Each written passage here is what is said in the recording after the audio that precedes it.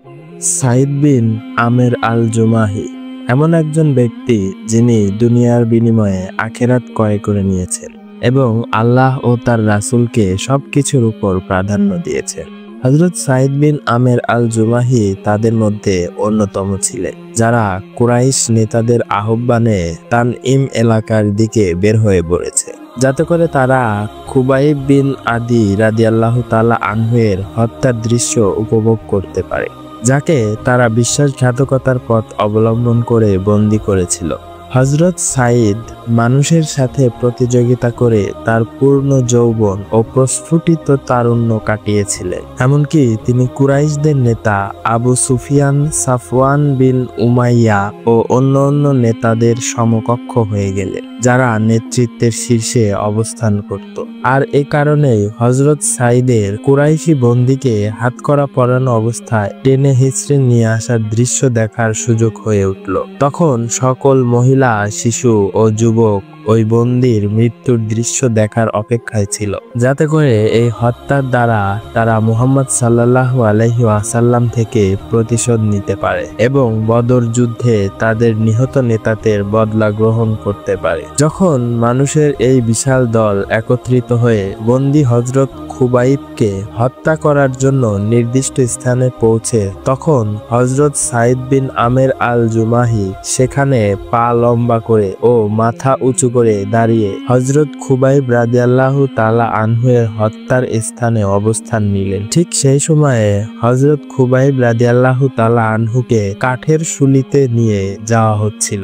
এমন সময় তিনি মহিলা ও শিশুদের প্রচন্ড শোরগোলের মাঝে প্রশান্ত ও দীপ্ত কণ্ঠের একটি আওয়াজ শুনতে পেলেন, আর সেই আওয়াজটি ছিল হযরত খুবাইব রাদিয়াল্লাহু তাআলা আনহু-এর পবিত্র মুখ থেকে বেরকৃত আওয়াজ। তিনি বললেন, তোমাদের যদি ইচ্ছে হয় হত্যা করার আগে আমাকে 2 রাকাত নামাজ পড়ার সুযোগ দিবে, তাহলে দাও।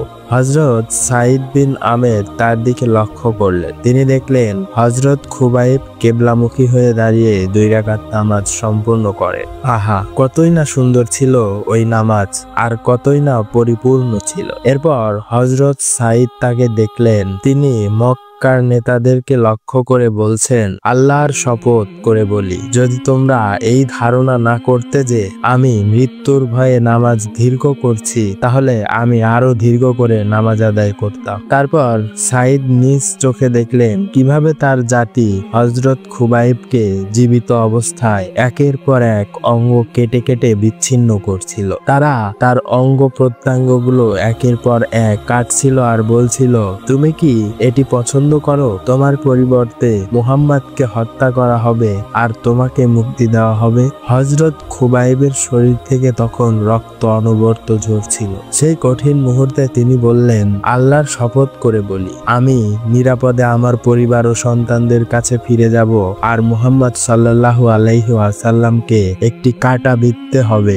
তাও আমি পছন্দ করি না। মানুষ তখন তার দিকে ইঙ্গিত করে জোরে জোরে বলতে লাগলো, তাকে হত্যা করো, তাকে হত্যা করো। তারপর সাইদ বিন আমের দেখলেন শুলিবিদ্ধ খুবাইব চক্ষু আকাশের দিকে তুলে বলতে লাগলেন, হে আল্লাহ, তুমি এদের সংখ্যা গুণে রাখো এবং এদেরকে হত্যা করে ধ্বংস করে দাও, আর এদের কাউকে তুমি ছেড়ে দিও না। এরপর তিনি শেষ নিঃশ্বাস ত্যাগ করলেন। তাকে এত বেশি তরবারি ও বর্ষা দ্বারা আঘাত করা হয় যা কেউ গণনা করতে সক্ষম হয়। তারপর কুরাইশরা মক্কায় ফিরে আসে। এরপর জীবনযাত্রায় বিভিন্ন ঘটনা ও দুর্ঘটনার মধ্যে দিয়ে তারা খুবাইবকে ভুলে গেল এবং ভুলে গেল তাকে হত্যা করার সেই বিস্ময়কর দৃশ্যকে। কিন্তু টকবগে যুবক হযরত সাইদ বিন আমের তা ভুলতে পারেননি। কোনো এক মুহূর্তের জন্যেও খুবাইবের সেই ঘটনা তার চোখ থেকে অদৃশ্য হয়নি। তিনি ঘুমের মাঝে তা স্বপ্ন দেখতেন, এমনকি জাগ্রত অবস্থায়ও ওই দৃশ্যগুলো তার সামনে আসতো। হযরত খুবাইবের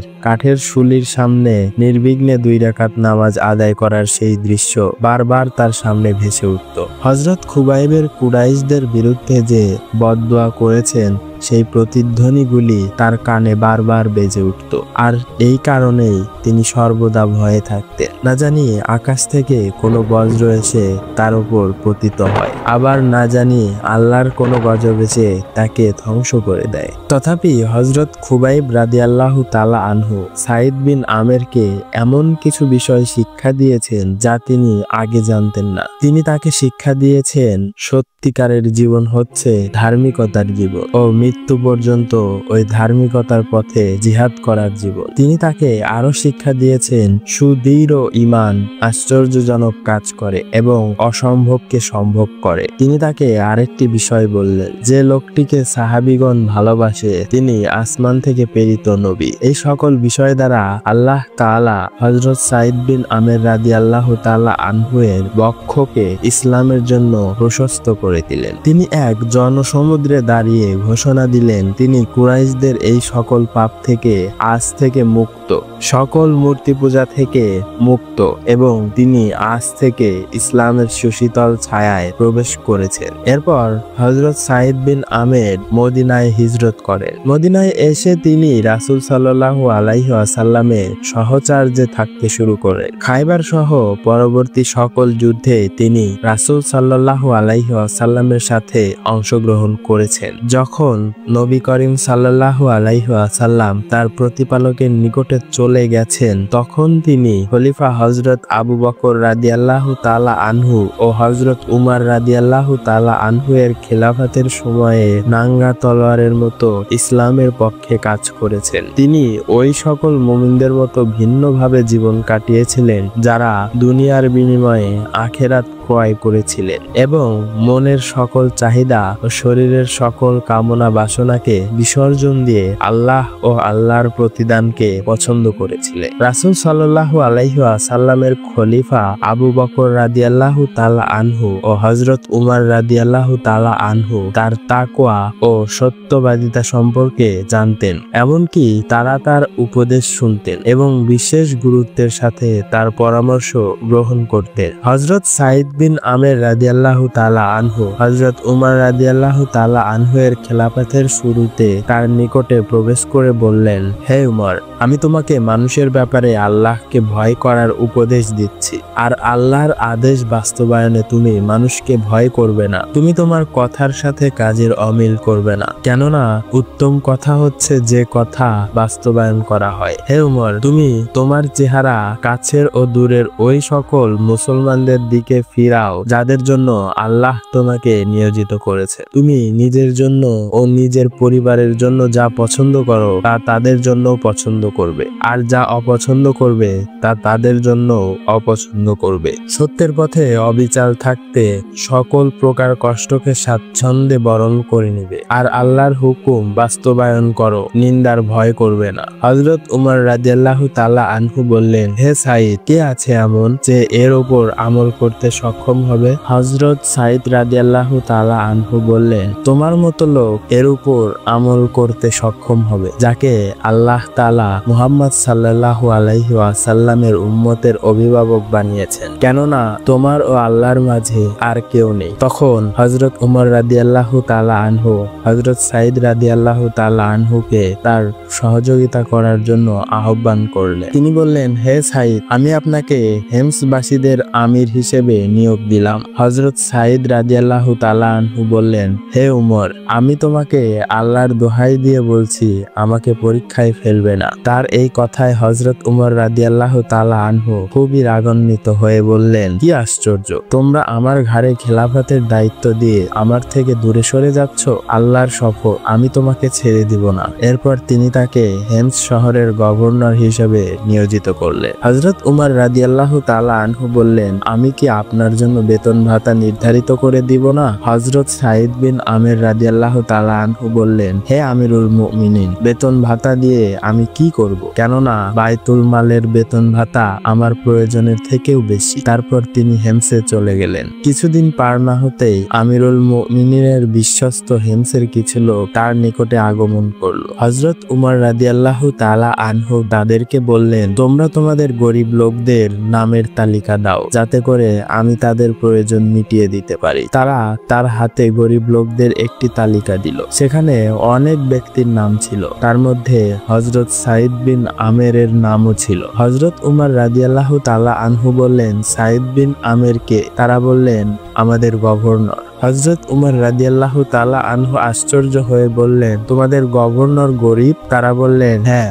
আল্লাহর শপথ, এমন অনেক দিন অতিবাহিত হয় তার চুলায় আগুন জ্বলে না। এ কথা শোনার পর হযরত উমর রাদিয়াল্লাহু তাআলা আনহু কান্নায় ভেঙে পড়লেন। তিনি এত বেশি কাঁদলেন যে তার দাড়ি মোবারক চোখের পানিতে ভিজে গেল। তিনি তার নিকটে 1000 দিনার পাঠানোর ইচ্ছা করে। ওই দিনারগুলো একটি থলেতে ভরে বললেন, তোমরা তাকে আমার পক্ষ থেকে সালাম জানাবে আর বলবে আপনার প্রয়োজন মেটানোর জন্য এগুলো আমিরুল মুমিনিন আপনাকে দিয়েছে। হযরত ওমরের পাঠানো প্রতিনিধি দল দিনারের থলে নিয়ে তার নিকটে আগমন। হযরত সাইদ রাদিয়াল্লাহু তাআলা আনহু দিনারের থলেটি দেখার সাথে সাথে ইন্না লিল্লাহি ওয়া ইন্না ইলাইহি রাজিউন বলে তা দূরে নিক্ষেপ করলেন। মনে হয় যেন তার ওপর বিশাল কোনো মুসিবত নেমে এসেছে অথবা মারাত্মক কোনো দুর্ঘটনা ঘটে গেছে। তার স্ত্রী আতঙ্কিত হয়ে বললেন, হে সাইদ, আপনার কি হয়েছে? নাকি আমিরুল মুমিনিন ইন্তেকাল করেছেন? তিনি বললেন, বরং এর থেকেও ভয়ানক। তার স্ত্রী বললেন, মুসলমানরা কি কোথাও আক্রান্ত হয়েছে? তিনি বললেন, বরং এর থেকেও ভয়ানক। তার স্ত্রী বললেন, এর থেকেও ভয়ানক কি ঘটেছে? তিনি বললেন, আমার আখিরাত নষ্ট করার জন্য দুনিয়া আমার নিকটে চলে এসেছে, ফিতনা আমার ঘরে এসে উপস্থিত হয়েছে। তার স্ত্রী বললেন, আপনি তা থেকে মুক্ত হন। অথচ তার স্ত্রী তখনও দিনার সম্পর্কে কিছুই জানেননি। তিনি বললেন, তুমি কি আমাকে এতে সাহায্য করবে? তার স্ত্রী বললেন, হ্যাঁ। এরপর তিনি থলেটি নিয়ে গরিব মুসলমানদের মাঝে সবগুলো দিনার বিলিয়ে দিলেন, নিজের জন্য একটি দিনারও রাখলেন না। এরপর কিছুদিন অতিবাহিত হওয়ার পর হেমসের মুসলমানদের অবস্থা সম্পর্কে অবগত হতে হযরত উমর রাদিয়াল্লাহু তাআলা আনহু একদিন সিরিয়া যাওয়ার পথে হেমস শহরে যাত্রা বিরতি করে। এই শহরকে কুহাইফা বা ছোট কুফা নামেও ডাকা হতো। এটি কুফা শব্দের তাসগীর এবং হেমসের সাথে অধিক সামঞ্জস্যপূর্ণ ছিল, কেননা এই শহরের অধিবাসীরা তাদের গভর্নর ও সরকারি কর্মকর্তাদের ব্যাপারে অধিক অভিযোগ করত, যেমনি ভাবে কুফাবাসীরা করত। হযরত উমর রাদিয়াল্লাহু তাআলা আনহু শহরে পা রাখার পর শহরের অধিবাসীরা তাকে সালাম ও স্বাগতম জানাতে ছুটে আসলো। তিনি তাদেরকে বললেন, তোমাদের গভর্নর কেমন? তারা হযরত সাইদের ব্যাপারে তার নিকটে 4টি অভিযোগ করে। এগুলোর একটি অন্যটির চেয়েও মারাত্মক ছিল। হযরত উমর রাদিয়াল্লাহু তাআলা আনহু বলেন, এরপর আমি সাইদকে ও শহরের অধিবাসীদের একত্রিত করলাম আর আল্লাহর নিকটে দোয়া করলাম, আল্লাহ যেন সাইদের ব্যাপারে আমার সুধারণাকে নষ্ট না করে দেয়, কেননা তার ব্যাপারে আমি অনেক ভালো ধারণা করতাম। যখন তাদের গভর্নর ও তারা আমার নিকটে একত্রিত হলো, তখন আমি তাদেরকে বললাম, তোমাদের গভর্নরের ব্যাপারে তোমাদের কি কি অভিযোগ? তারা বলল, সূর্য পূর্বাকাশ ছেড়ে উপরে না ওঠা পর্যন্ত তিনি আমাদের নিকটে আসেন না, অর্থাৎ প্রত্যাহ দেরি করে দরবারে উপস্থিত হন। আমি বললাম, হে সাইদ, এই অভিযোগের ব্যাপারে তোমার বক্তব্য কি? হযরত সাইদ কিছুক্ষণ চুপ থেকে তারপর বললেন, আল্লাহর শপথ, আমি এ কথা বলতে অপছন্দ করি, কিন্তু আমি এখন বলতে বাধ্য। তা হচ্ছে, আমার কোনো খাদেম নেই, আর এই কারণেই আমি সকালে আমার পরিবারের জন্য গম পিষে ময়দা বানিয়ে দেই, তারপর তা সিদ্ধ হওয়া পর্যন্ত অপেক্ষা করি। এরপর তা দ্বারা আমার পরিবারের জন্য রুটি বানাই। রুটি বানানো শেষ করে আমি অজু করি এবং মানুষের নিকটে বের হয়ে আসি। হযরত উমর রাদিয়াল্লাহু তাআলা আনহু বললেন, তারপর আমি তাদেরকে বললাম, তার ব্যাপারে তোমাদের আরো কি অভিযোগ আছে? তারা বলল, তিনি রাতে কারো ডাকে সাড়া দেন না। আমি বললাম, হে সাইদ, এই অভিযোগের ব্যাপারে তোমার বক্তব্য কি? হযরত সাইদ বললেন, আল্লাহর শপথ, আমি এই বিষয়টি প্রকাশ করা অপছন্দ করছি। আর তা হচ্ছে আমি দিনে জনকল্যাণকর কাজের জন্য নির্ধারণ করেছি, আর রাত আল্লাহ তাআলার ইবাদত করার জন্য নির্ধারণ করেছি। আমি বললাম, তার ব্যাপারে তোমাদের আর কি অভিযোগ আছে? তারা বলল, তিনি মাসে একদিন আমাদের নিকটে আসেন না। আমি বললাম, হে সাঈদ, এই অভিযোগের ব্যাপারে তোমার বক্তব্য কি? হযরত সাঈদ বললেন, আমার কোনো খাদেম নেই, আর আমার পরিহিত এ জামা ব্যতীত আর কোনো জামাও নেই। এই কারণে আমি মাসে একবার জামাটি ধৌত করি, এরপর জামাটি শুকনো পর্যন্ত অপেক্ষা করি। দিনের শেষে জামাটি শুকানোর পর আমি তাদের নিকটে আসি। আমি বললাম, তার ব্যাপারে তোমাদের আর কি অভিযোগ আছে? তারা বলল, অনেক সময় তিনি সবাই থেকেও অন্যমনস্ক হয়ে যান। আমি বললাম, হে সাঈদ, তুমি এমন করো কেন? হযরত সাঈদ রাদিয়াল্লাহু তাআলা আনহু বললেন, আমি খুবাইব বিন আদিকে হত্যা করার সময় সেখানে উপস্থিত ছিলাম। তখন আমি মুশরিক ছিলাম। আমি কুরাইশদেরকে তার শরীরের অঙ্গ প্রত্যঙ্গ কেটে টুকরো টুকরো করতে দেখেছি। তখন তারা তাকে বলল, তোমার পরিবর্তে মুহাম্মদকে হত্যা করা হবে আর তোমাকে মুক্তি দেওয়া হবে। তুমি কি তা পছন্দ করো? হযরত খুবাইব তখন বললেন, আল্লাহর শপথ করে বলি, আমি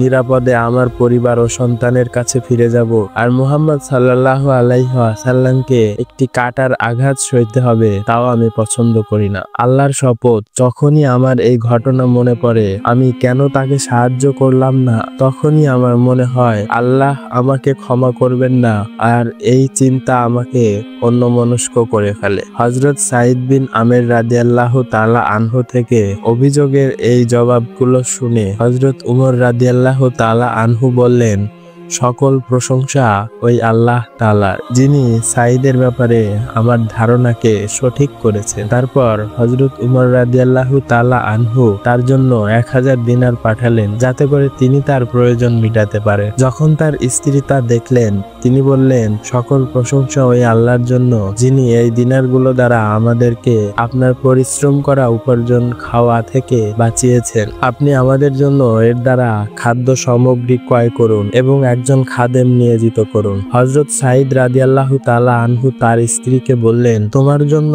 এমন কিছু নেই যা এর থেকে উত্তম হবে? তিনি বললেন, তা কি? হযরত সাঈদ রাদিয়াল্লাহু তাআলা আনহু বললেন, যিনি এই সম্পদ আমাদেরকে দান করেছেন, আমরা তার কাছে তা ফেরত দিব, কেননা তার নিকটে যা আছে এর জন্য আমরা আরো বেশি মুখাপেক্ষী। তিনি বললেন, তা কি? হযরত সাঈদ রাদিয়াল্লাহু তাআলা আনহু বললেন, আমরা উত্তম প্রতিদানের জন্য আল্লাহর নিকটে তা গচ্ছিত রাখবো। তিনি বললেন, হ্যাঁ, তাই করুন এবং আপনি উত্তম প্রতিদান প্রাপ্ত হন। তিনি বসা থেকে উঠার আগেই তা কয়েক ভাগে ভাগ করে তার পরিবারের একজনকে বললেন, তুমি এগুলো নিয়ে অমুক বিধবাকে দিয়ে আসো, এবং এগুলো নিয়ে অমুক ব্যক্তির ইয়াতীম সন্তানদেরকে দিয়ে আসো, এবং এগুলো নিয়ে অমুক মিসকিনকে দিয়ে আসো, এবং এগুলো নিয়ে অমুক গরিবকে দিয়ে আসো। আল্লাহ হযরত সাঈদ বিন আমের আল জুহানির ওপর সন্তুষ্ট হয়েছেন। তিনি ছিলেন ওই লোকেদের কাতারে যারা দুনিয়ার বিনিময়ে আখিরাত ক্রয় করেছে এবং আল্লাহ ও তার রাসূলকে জীবনের সবকিছুর উপর প্রাধান্য দিয়েছেন।